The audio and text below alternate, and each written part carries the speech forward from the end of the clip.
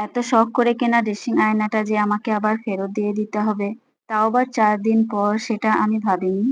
এটা আমার পুরনো ড্রেসিং আয়না যেটা কালার নষ্ট হয়ে গেছে এবং অনেক জায়গা ভেঙেও গেছে।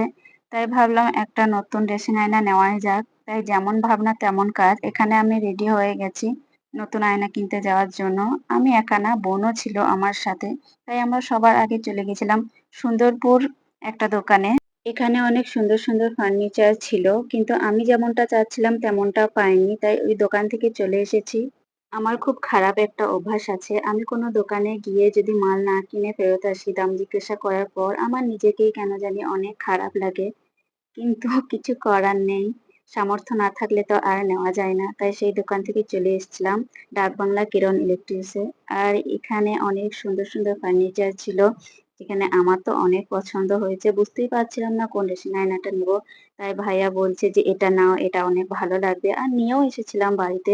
কিন্তু বাড়িতে আসার পর আমার একদমই পছন্দ হয়নি। হয়তো আয়নাটা ছোট সেই জন্যই পছন্দ হয়নি। আসলে মেয়েদের মন কখন কি চায় তা আমরা নিজেও জানি না। তাই ভাইয়াটা আমাকে এই আয়নাটা চেঞ্জ করে দিয়েছে তাও আবার ৪ দিন পর। এই ড্রেসিং আয়নাটা আমার খুবই পছন্দ হয়েছে। আয়নাটা বড় হয়তো সেইজন্যই। এত বড় আয়না দেখে আমি তো পুরাই ফিদা হয়ে গেছি। তাই একটু ছবিও তুলে নিচ্ছিলাম।